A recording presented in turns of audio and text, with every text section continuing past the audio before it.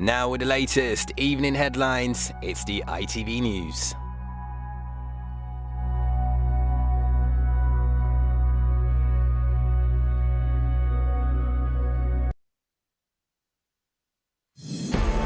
Allegations of dirty tricks in Downing Street. Now the police are called in. More MPs have come forward to support claims that the Prime Minister's team are attempting to blackmail those who might move against him. Also tonight, raising the stakes, America flies weapons into Ukraine as Russia is poised to invade. One fan arrested after players are knocked to the ground as Villa beat Everton. A magical moment for British skiing. And history in the making. Britain's first ever gold medal in alpine skiing at the World Cup.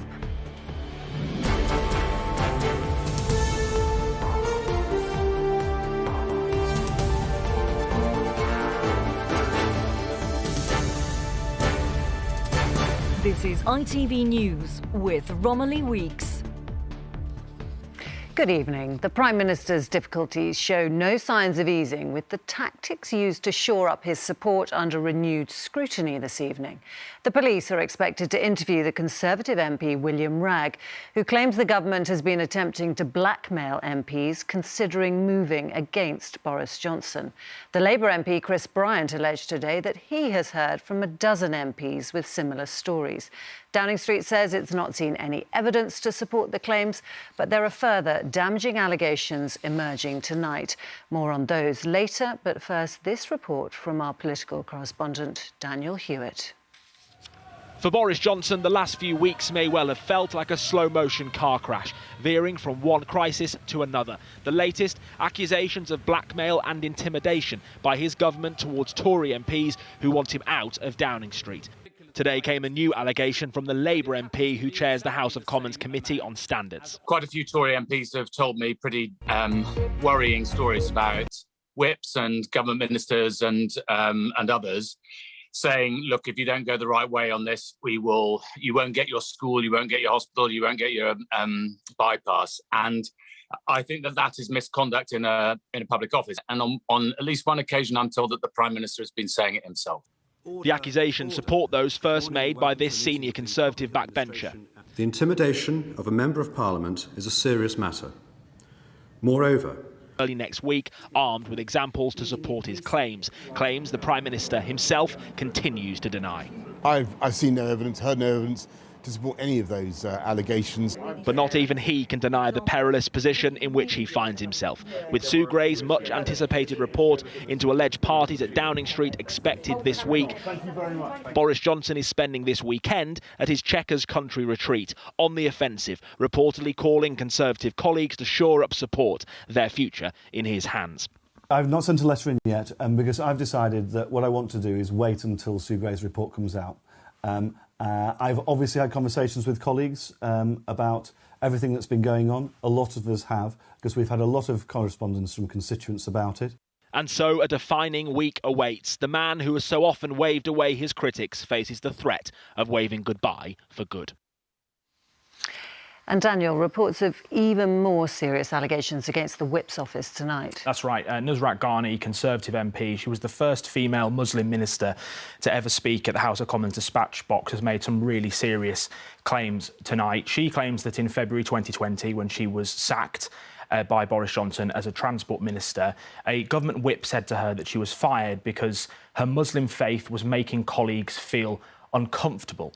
This whip, she claims, in the Sunday Times, told her her Muslimness was raised as an issue at a meeting in Downing Street and that her Muslim woman minister status was making colleagues feel uncomfortable. An incredibly serious allegation. She says that she went through the process but then was stopped because of the whips. Tonight, the government have denied this. The Whip's office say these claims are categorically untrue, but there are calls to investigate this, even by government ministers tonight. Right. Thank you, Daniel. Military aid from the United States has arrived in Ukraine as the country braces for a possible invasion by Russia. Moscow has repeatedly denied it's planning to invade, despite its forces massing near the border. A short time ago, our senior international correspondent John Irvine sent this update from the Ukrainian capital, Kiev. Despite Moscow's insistence that it has no intention of invading Ukraine, the preparations for a possible war continue. Russian fighter jets have been sent to Belarus for upcoming military exercises. That will put them within easy striking distance of here, Kiev. Over the last 24 hours, the Americans have been flying in military aid, 90 tons of ammunition apparently meant for frontline Ukrainian units. You may recall that last week the RAF flew in thousands of anti-tank missiles. There are reports that the families of diplomats based at the US Embassy here in Kiev will start leaving the country next Monday. If that happens, it will be reciprocal. The families of Russian diplomats based here in Kiev started leaving last week. War is far from assured, but neither is peace. Diplomacy will resume next week. Our senior international correspondent, Joan Irvine in Kiev. Here, the government today insisted it has no intention of postponing plans to sack NHS staff in England if they're not vaccinated. It could affect 70,000 workers, and for an already hard-pressed health service, that could be a disaster. But as Dan Rivers reports, some medical staff protesting today insist they'd rather lose their job than get the jab. Anti-vaccine rallies have become regular events around the country, but this one in London had a difference.